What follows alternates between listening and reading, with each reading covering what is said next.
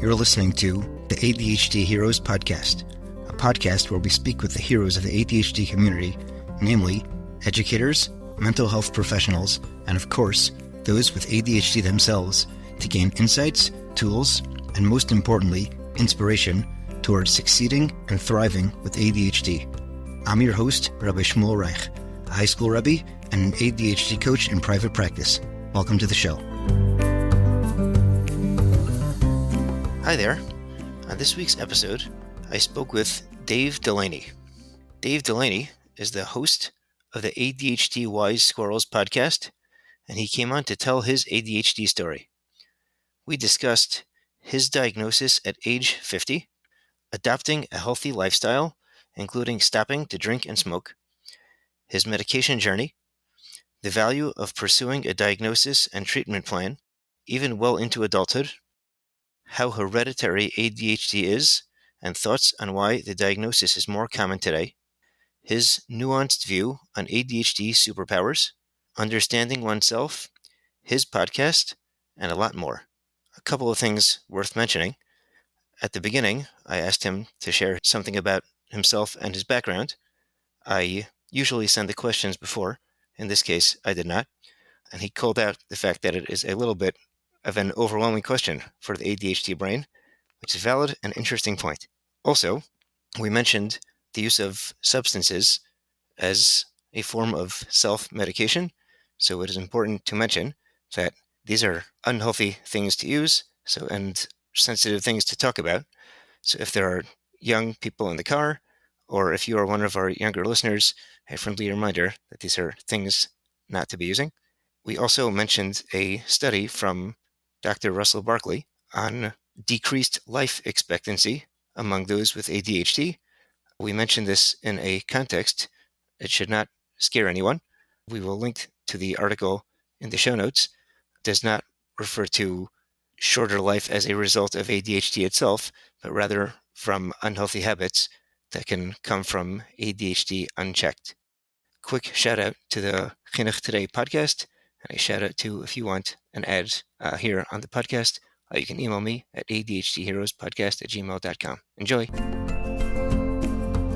All right, Dave Delaney, welcome to the ADHD Heroes Podcast. I'm excited for our conversation today. Me too. Yeah, I've been looking forward to this. Excellent. Okay, great. So let's begin with just a little bit about yourself and your background, just like an overview. Oh gosh, you're asking an ADHDer to give you a quick overview. Well, I'm the host of the ADHD Wise Squirrels Podcast. And so I speak with people like myself who are late diagnosed adults with ADHD, have been doing that for a couple of years, was diagnosed at 50. So not, a little while back now.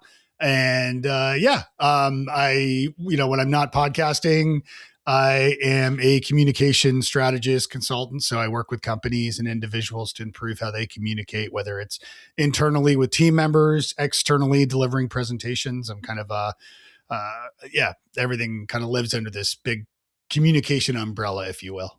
All right, cool. So it's interesting how you balance those two. I mean, you got the ADHD specialty and then the business side, which I'm sure the expertise helps. Absolutely. Yeah, for sure. So taking a look at your story, as you mentioned, you have the late diagnosis. So what precipitated that diagnosis? Yeah, it's a great question. I was working with two friends who are both entrepreneurs as well, and we had a mastermind. So we would meet once a month or a couple times a month. And after several months, one of them knew me very well, and the other one was the friend of a friend. And the friend of the friend one day texted me out of the blue and says, "Dave, do you have ADHD?" And I said, "No." And he said, "Yes, you do," because I do too, and I could see it in you. And he said, "You should, go see your doctor." And there's a longer version, but that's the short version of going to my doctor and then getting the diagnosis and treatment and so on. Any more of that? Any more detail you want to share there? Well, so my wife is a school teacher, and so she's said I had ADHD for years, and of course. And I had gone to see a psychiatrist in 2015 or 16. I don't even remember now. But my understanding was I never got an ADHD diagnosis from him. And fast forward to the story I just shared. When I went to see my doctor, he looked up my charts and he said, "Oh yeah, you were diagnosed back in 2015 or 16 or something." So, or something to that effect. So I was like, "Wait, what?" And I just, at the time, I was like, "Well, what's a few more years, in 50 of not knowing I had ADHD, right?" Um, so what was happening then that this was helpful for? Yeah. So, well, I've worked for myself for over a decade. And at the time, I'd sort of hit a bit of a wall in growing my business. And that was causing a lot of anxiety and stress. And so that was sort of the pretext yeah, things were just not where they needed to be from a business standpoint more than anything else. And that stress was really kicking my butt. And as it turns out, I also have anxiety, which is a common strange bedfellow that comes along with ADHD often, not always, but often. And so that was kind of my world was sort of, not great from a business standpoint at the time. And so, that was kind of what was going on there. What was your reaction to the diagnosis at that point? Probably, well, certainly relief, I guess, at the time. So 2020 was also a very stressful year. Now it was a stressful year for everybody, given the pandemic, of course. Sure. But, my dad was sort of in his latter stages of Alzheimer's dementia, and he was stuck in Toronto. I'm in Nashville. So thanks. So I couldn't go visit, of course. So that combined with, the pandemic, combined with political unrest, combined with all the things going on at the time that made things very stressful, add a tornado that came through and destroyed my kid's school in March of 2020. And then to add insult to injury, May 3rd, 3 months to the date, actually, May 3rd, another storm hit us. And that time we were knocked out of our house for 3 months. We had 10 holes in our roof, and a branch had shish kebabbed our living room. And so, it was all of that stuff combined. And at the time because of all the stress, and, I do a lot of public speaking. It's a big part of my business and what I do. Right. Obviously I wasn't doing much of that because of the pandemic. Right. So it was a very stressful time. And so I was drinking a little too much, and I just realized, like, okay, in order for me to and this is pre-diagnosis, right? So I decided, okay, given circumstances right now, I'm going to start exercising better and more frequently. I'm going to quit drinking. I was researching what causes dementia and Alzheimer's, or what could cause it. And some of the things like sleep apnea, that was one I didn't realize. And so, and don't quote me on that. I always, say I'm not a doctor. So, but all these things combined, I realized, okay, if I quit drinking, so I quit for 30 days, and that's almost 6 years in June sober. Nice. Thanks. Yeah. And then started a daily meditation practice, which is really grown, and something that I find incredibly rewarding. I just have Joseph Goldstein on my podcast, who's like, he was one of the main people bringing insight meditation to the West. So he's a pretty incredible guy. Yeah. And so I started meditating and taking that seriously, mindfulness, journaling, exercise, quit drinking, as I said, and then the sleep apnea test, because lo and behold, it's not great for your brain to get cut off on oxygen as you sleep. Who knew? Right. And so all of these things combined helped me sort of prepare for the diagnosis, which would come a couple of years later. So, was there anything you implemented once you got the diagnosis? Well, yeah. I mean, I went on stimulants with my doctor, and then, we were going back and forth on kind of getting the right meds at the right dose. And at some point, my GP was just like, you know what, I'm not an expert here. Let's get you to an expert. And so I met with a psychiatrist at the time, and she started working with me and diagnosed the anxiety and the ADHD, and started, so we kind of addressed that medicinally until we found sort of a good kind of sweet spot, So a lot of people I often hear, not on the podcast so much, but, on social media. And first of all, that's a red flag. Don't believe anything you hear online. But one thing I hear a lot is people saying, they get on stimulants and they're like, oh my gosh, like, the world is wonderful. And I've never felt so great. And the truth, in my understanding, at least, is that for most people, and again, don't quote me, but for me personally, I've learned that I think it's more people taking or obtaining ADHD stimulants and taking them who don't have ADHD that may feel this aha moment. But for ADHDers, I think it's not quite that aha, right? And so for me, that was a big part of it, was taking the meds. And then when I was working with my therapist, she was like, why don't you take a week off the stimulants and see what happens? Because I didn't feel that big change. And then when I wrote a blog post at Wise Squirrels all about this at wisesquirrels.com if people want to check it out, about what it felt like to go off the stimulants. And when I went off the stimulants, I was like, oh my God, how is my wife still married to me? Because I realized this is what I'm like when I'm not on stimulants. And so it was kind of the opposite sort of weird effect, but that was one of the big things that I did. That's interesting. How long was it till that happened? Meaning, how long was the journey till you felt like the stimulants were helping? I can't put my finger on it. I'd have to kind of timeline it out, but I would guess probably at least 6 months or so. I mean, I did feel some side effects from some of the stimulants that were the reasons why we changed, one from the other. But yeah, I don't really remember exactly. Once I went off, that's when I was like, oh, okay, they were working. Right. So with that realization, what were they helping you with? Everything from just getting me more focused, more sort of in the zone, as the kids say. I have no idea if the kids say that. But yeah, just really more focused, more, on an ability to kind of spend more time working on a task that is otherwise boring task, something I don't want to do. Right. I found it helpful that way. Also just being more self-aware, but again, I think a lot of that also came from the meditation practice that I have, and being mindful in the moment. So, I've always been somebody who's like, burp, burp, burp, gift of the gab, if you will, clearly. So, but I started slowing myself down enough to realize, like, okay, shut up, Dave. You keep talking, shut up, let someone else speak. And so just being more self-aware, I think, helped me as well. And same with excess too. I sort of slowed down on, I quit drinking. I haven't smoked in 25 years or so. And, so I don't have many vices now. Right. But snacking is certainly one of them. And I did find also, they did kind of curb the appetite a little bit too.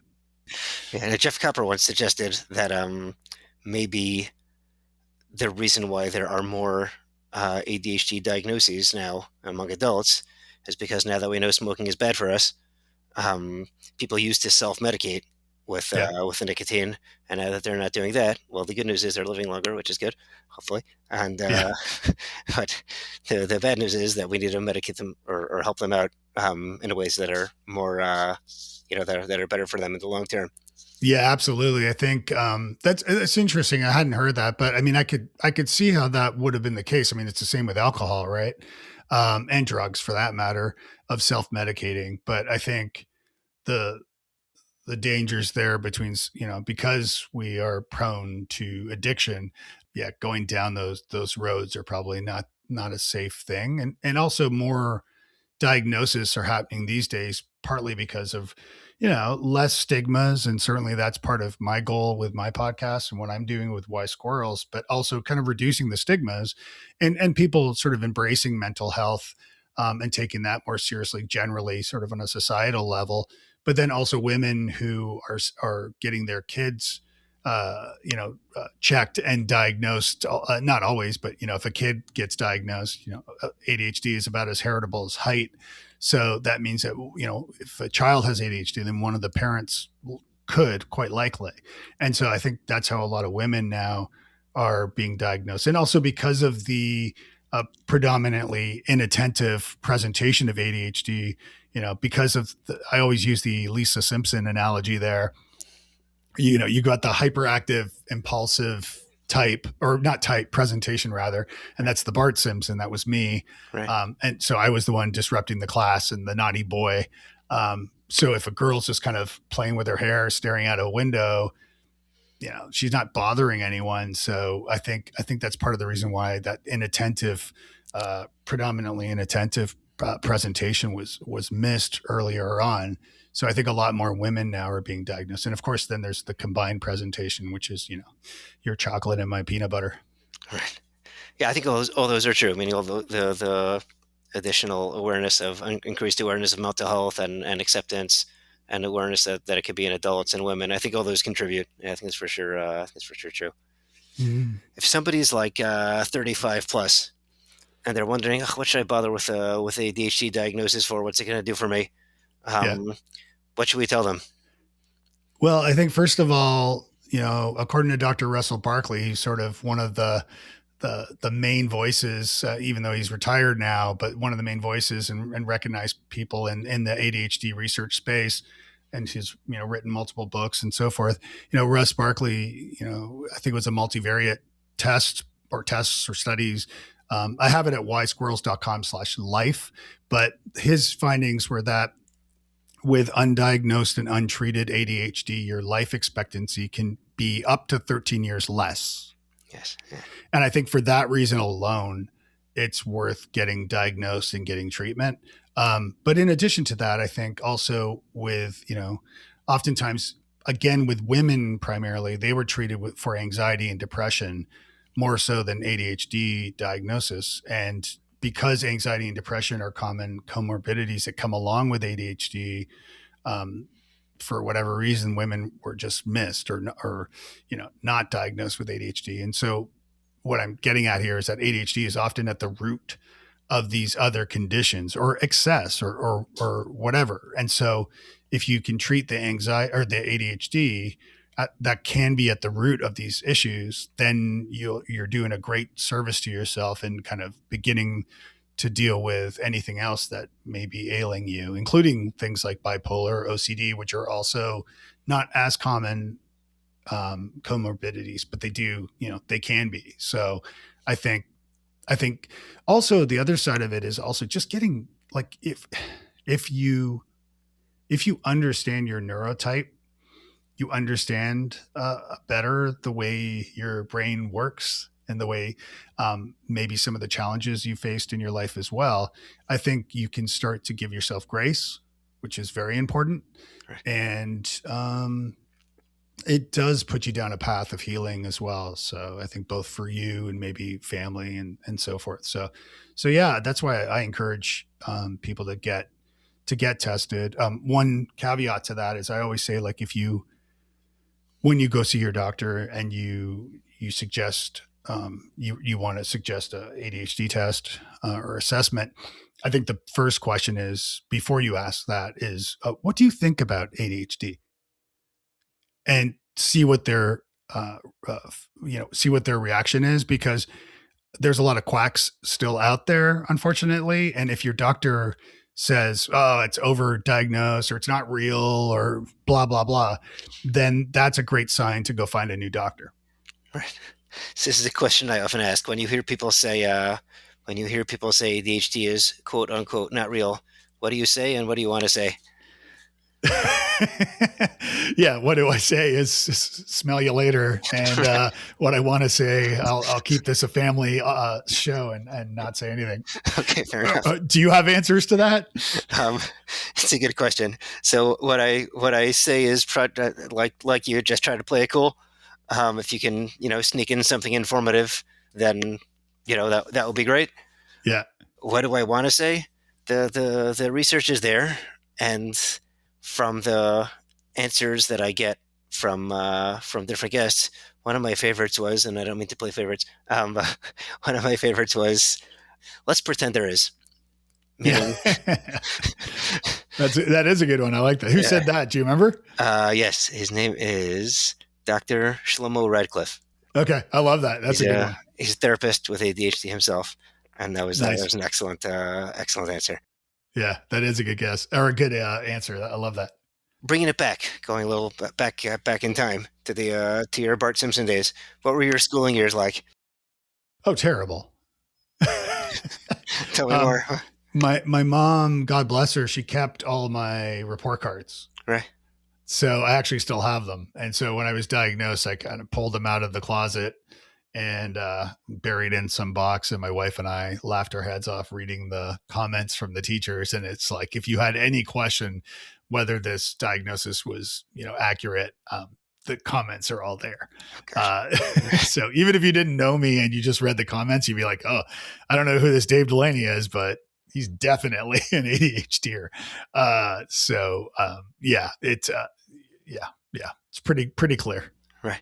How did you react to that like schooling experience? Not well. I mean, well, it's interesting, and I should add here that like ADHD has nothing to do with intelligence. So you can be, Einstein, who was believed to have had ADHD. The spectrum is wide as far as that goes. But I was all the comments are like, Dave's a smart kid. If he did, if he tried more, if he did his homework, if he paid more attention in class, if he listened, if he focused, it's all there. And so grades wise, I didn't do well and ended up going to, I think it was 5 different high schools, and just would get kicked out and kicked out. Not for anything like serious, maybe some disrespect, but certainly, but more, a lot of the times it was just skipping and not bother going to class at all. And of course that caught up with me. And then going to college later and university later, definitely, that was challenging, but I wrote a book also called New Business Networking that was published. And I wrote that before I had my diagnosis, before I knew I had ADHD. And it's like an 80,000 word book. Like, it's kind of a miracle that I was able to pull that off. But I think with the support of my wife, and also just a looming contract and, I had an advance and a book deal. So like, I didn't have a choice. Like I had to write the book. And I think that accountability piece helped as well. So, but yeah, school was definitely challenging. Were there teachers who you felt did understand you? Oh yeah, for sure. Yeah. Yeah, I did have some great teachers who would go to bat for me. As opposed to the others who wanted to hit me with a bat. Uh, yeah, one teacher I had, this guy Pat Riley. He, he. I mean, we're talking, kind of late 70s, right? So different era. But I remember having detention with him and being like, bah, screw it. I'm not going to detention. And I was, quite young. It might have been like 5th grade or 4th grade or so, I don't know. And so I walked home and then, my brother and I are just kind of in the basement of our mom's house watching TV. And suddenly I hear the doorbell and my mom opens the door and goes, Mr. Riley, what are you doing here? Uh-oh. And he says, oh, I'm Dave forgot his detention. I'm here to pick him up. And Okay. yeah, different times, right? But Right. and she's like, oh, no problem. And so she went to get me, all stern. And sure enough, I had to get my stuff on, go back out to the car with Mr. Riley, and he drove me back in silence to the school where I had my detention. So there, and it's funny because at the time, of course, everybody was, scared of Mr. Riley, and retrospectively, a lot of respect for him. Right. Interesting. What is something that you wish you had known then, or something you wish the adults in your life had known then when you were a kid? Well, I suppose being diagnosed would have been helpful. Um, I know back then, and I don't know enough about treatment back then. I know, for anecdotally, it was like sort of Ritalin, and that was the only option, I think. But regardless, knowing my neurotype earlier certainly would have been helpful. And then for my family, my parents and other adults in my life, had they known that, they could have addressed it to make kind of learning easier and to make sort of showing up easier. So yeah, would have been helpful. Right. So for kids who are school age or parents of kids in school age, what are one or two things that you'd like them to know based on your experience? Well, first of all, as I said, like the heritability piece is pretty, pretty, you know, it's pretty well known. So like, first of all, if a parent has ADHD, then that means that one or more of their children, quite likely do, and vice versa. So like if one kid has ADHD, then maybe one of the parents does too, or both, who knows. So I think in that journey, and I think that's what's happening now, which is helping, is that primarily women, my understanding at least, but moms maybe get their kid tested more than men. I don't really know. But I think if you learn as a parent that you have ADHD, especially after getting your kid diagnosed and tested and realize, oh, my kid has ADHD. And then, oh, wait a minute, I have ADHD. You that can heal a lot of, or not even heal, it can prevent a lot of trauma moving forward, because, the better you know yourself, the better you can show up in the world. And I think with kids, depending on the age, of course, I think kids also, like, the better you know yourself, the faster you can get the help and assistance you need. And whether that's just like, I've got my trusty time timer on my desk, which I absolutely love. But, I think for kids and for adults, yeah, it's just a matter of like knowing yourself and then being able to adjust strategies and things to better suit you. And, if you have access and you're lucky enough to have access to coaches or therapists or what have you, I think obviously that's going to help as well. Any other nuggets coming to mind of stories of adults who did things right for you? Well, like I had Dr. Bob Dempsey on my podcast a while back, and Bob was the International Space Station director for NASA for 16 years, and unknowingly with ADHD undiagnosed, right? And he was diagnosed at 60, like after working there. Whoa. And now he works at Blue Origin. And so it's pretty, I think, some of the best entrepreneurs in the world, Richard Branson, or, you look at like Sarah Blakely from Spanx more recently. And, there's so many great case studies and stories of ADHDers that have done really well. And I think the sooner you can, receive a diagnosis and understand that, yes, you have ADHD, and that, and then get treatment for it, I think that's gonna really help. It certainly treatment doesn't like affect creativity. So I do want to point that out. Also, I have this whole thing about ADHD and the superpower myth.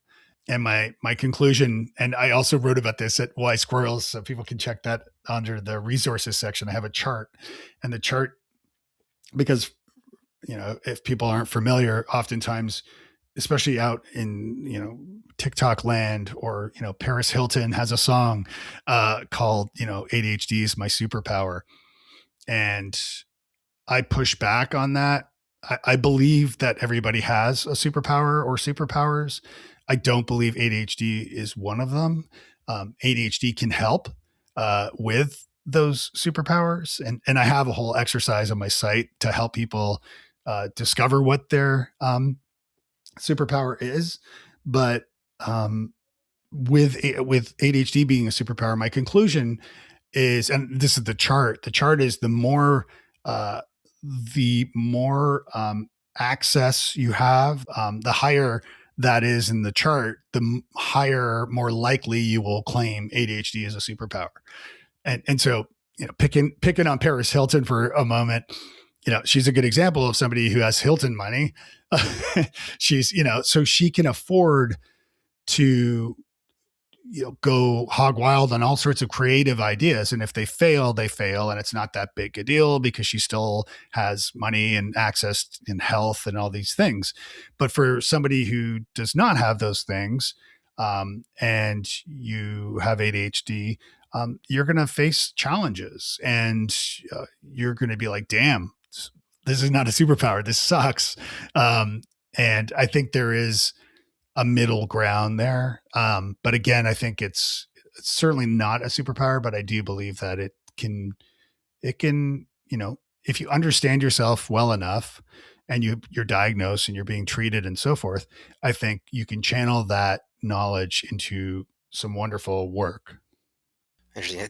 Ned Hallowell always says that untreated ADHD will ruin your life, but once it's under control, he wouldn't give it up for anything. Yeah, well, and I've heard him and Russ Barkley kind of go toe to toe on that Right. line at one of the conferences on a video or something, and Russ Barkley would push back and say, like it's not. I mean, I don't know. Would I prefer not to have ADHD? Maybe, I don't know, but it's not to discourage people, and you just, well, as I said, if you're undiagnosed and you're untreated, that's a challenge. If you can get diagnosed and get treated and treated well, then you're on the right path, and you can start to apply, you can start to apply lessons and strategies to improve your output and improve your how you show up in the world and reach the success you're after. So yeah. Right. Yeah. Dr. Barkley has a much less rosy view on that, as you said. Yes, he's the yeah. When I was diagnosed and started, I started the podcast pretty soon after, and started researching and learning more about these different names I'd never heard of, and Russ Barkley being this sort of curmudgeon kind of very scientific guy. Although his YouTube channel, he's a lot more fun. But and Ned Howell being sort of this, kind of outgoing, friendly, loving kind of, you just want to give the guy a hug. Right. So they're almost like polar opposites in a weird way. But I think at the end of the day, they both have done wonderful work, sort of supporting fellow wise squirrels, as I like to say. Yes. Were there skills that you learned, I guess, during your either schooling years or maybe in your college years, like figuring out how to get stuff done when you needed to get stuff done?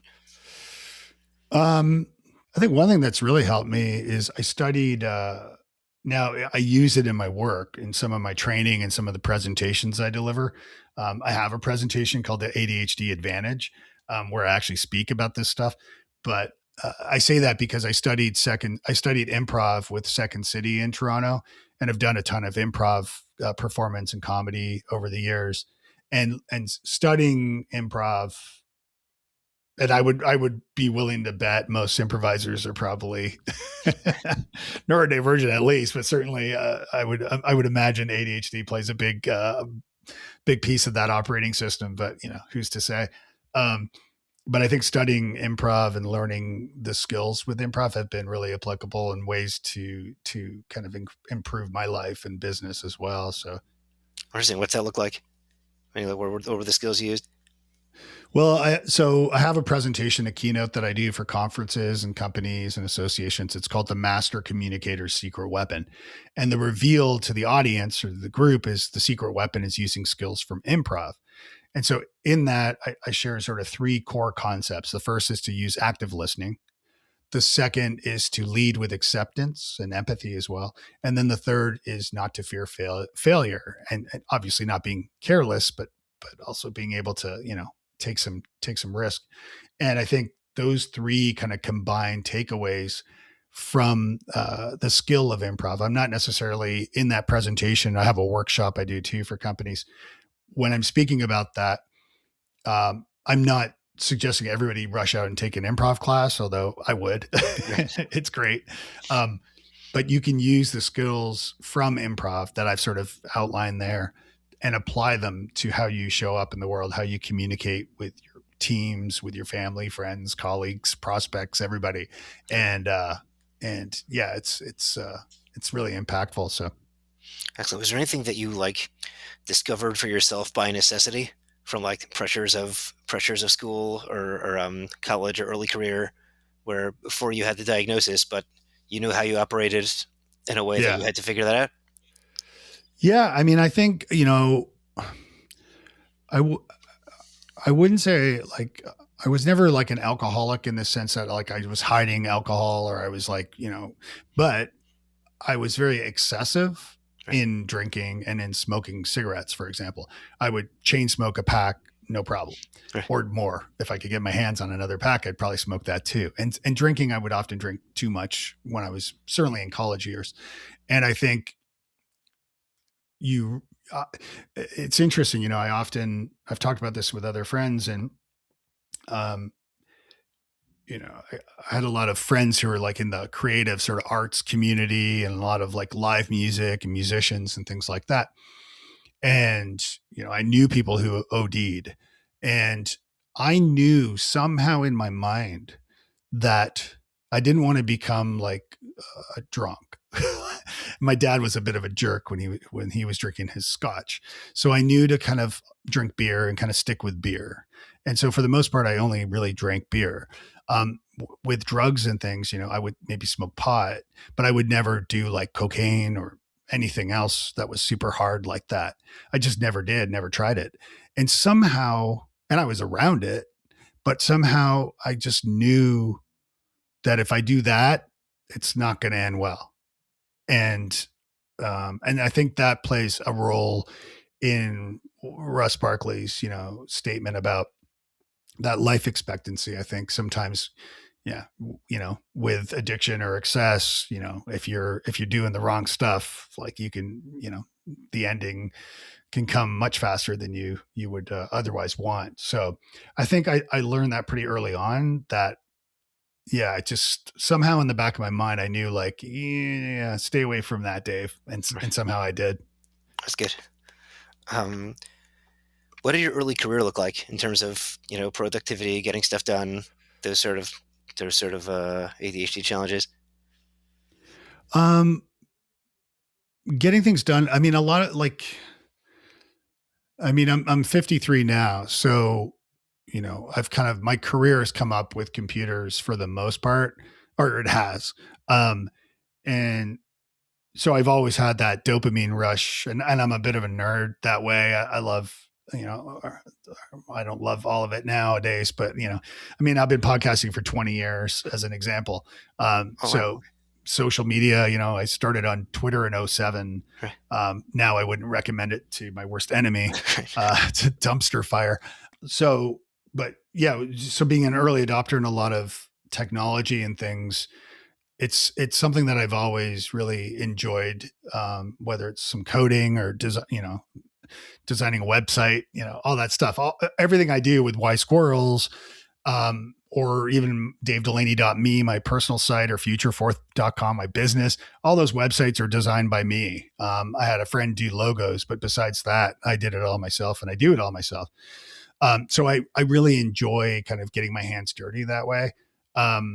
This was a long-winded answer to a question I can't remember now.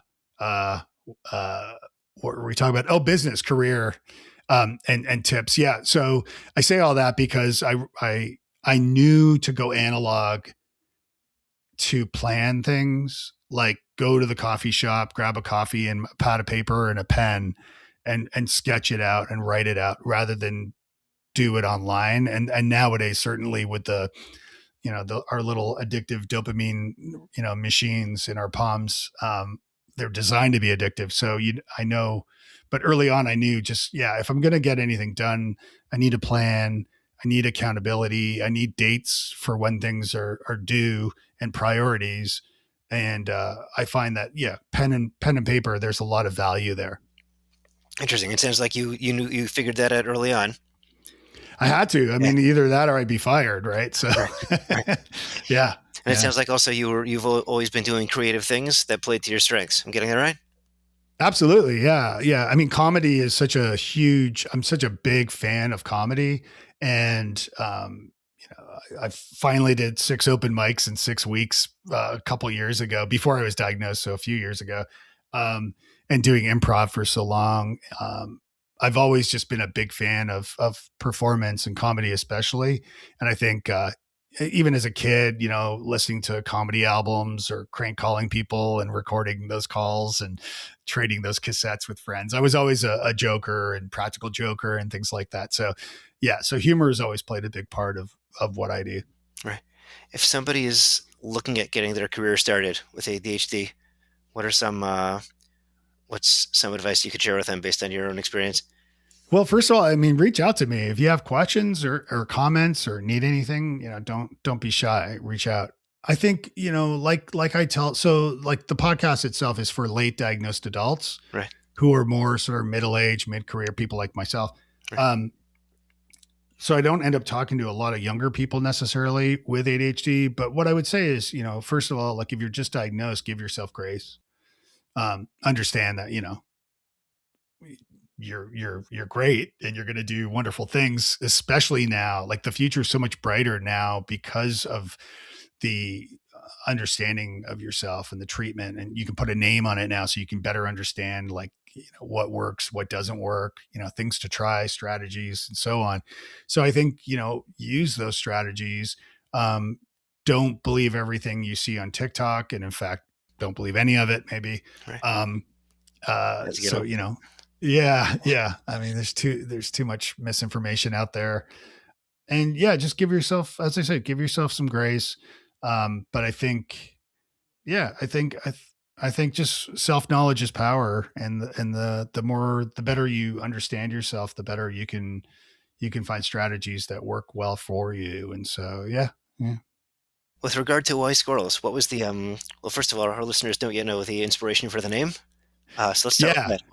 Yeah, so well, I was going to call it squirrels because it's like squirrel, Right. which is Doug the dog from the movie Up, sort of the distracted dog meme that you've probably seen online.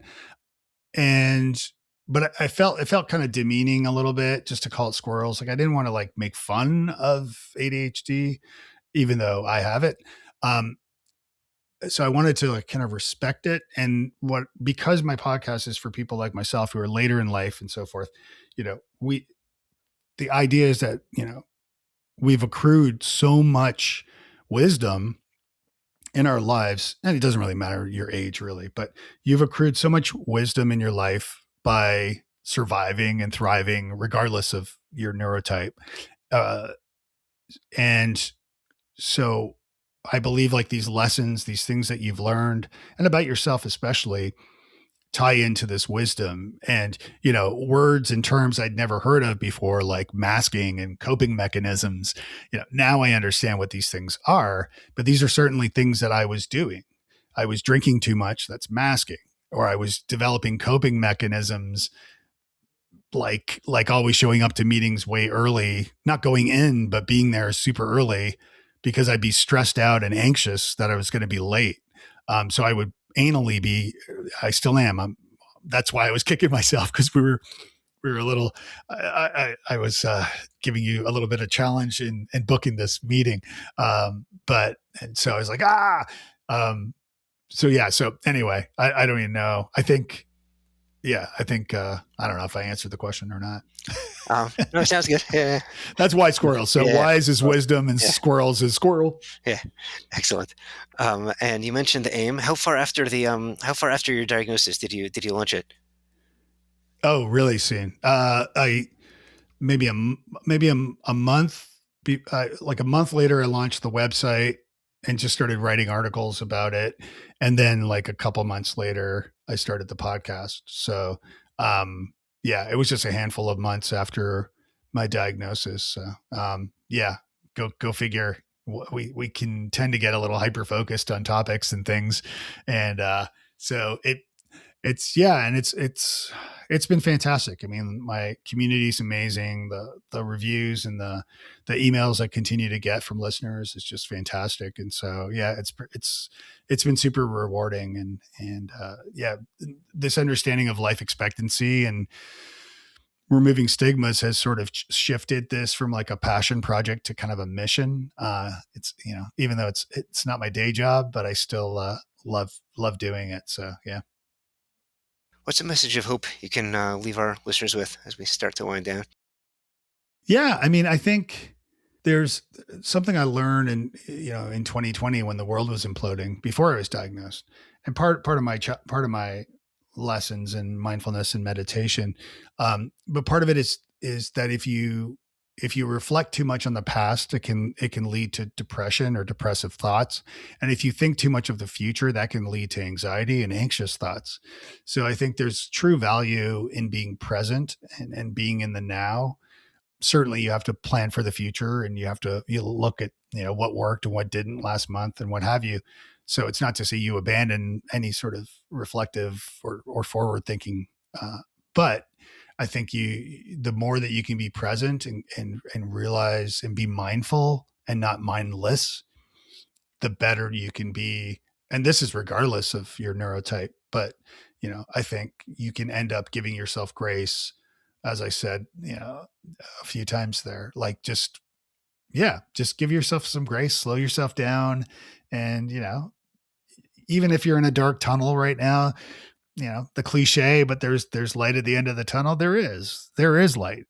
One of the values of journaling as well is I've been journaling on and off for many years, and it's fun. I was just talking to my son about this the other day, but it's fun to look through my old journals and realize, like, maybe I was miserable during a time or whatever, but I came through it on the other end. And so there was a girlfriend many years ago who kind of cheated on me and destroyed, like, just ripped my heart out of my chest and stomped on it and kicked it, and she was just the worst. But had she not done that, I wouldn't have gone to Ireland. And that's where I met my wife. And, were it not for that trip, I wouldn't be sitting here talking to you now. So life, life is a bit of a roller coaster. But yeah, keep smiling, be positive, and get help if you need it. Excellent. Okay. Anything else you wanted to mention? No, I think that was great. Yeah, I appreciate you having me, and encourage folks they can email me, dave@wisesquirrels.com, if they have questions or anything. I'm happy to take the questions and share what I can. Excellent. Okay. Thank you so much, Dave Delaney. This has been a fantastic conversation. Thanks for coming on. Thanks, Sam. Thank you again for listening to this episode of the ADHD Heroes podcast. For questions about the podcast, you can email us at adhdheroespodcast@gmail.com. Also, for sponsorships or to share your story, your ADHD story, you can also email us at the same place, adhdheroespodcast@gmail.com. To be in touch with me about ADHD coaching, writing, or speaking engagements, you can email me at rsreichadhdcoach@gmail.com. Be sure to check out my website, rsreich.com, adhdcoach.com. You can follow me on LinkedIn, or you can check out my blog on nefesh.org. Check out my blog there under my name. Important disclaimer: podcasts are great, but they do not take the place of mental health help or medical help. So if you need help with mental health or need a doctor, be sure to be in contact with some of them. Please, if you like this show, please rate, review, and share with a friend. That's how these things get out there. Thank you again for listening, and thank you to our producers at Pretty Easy Podcasts.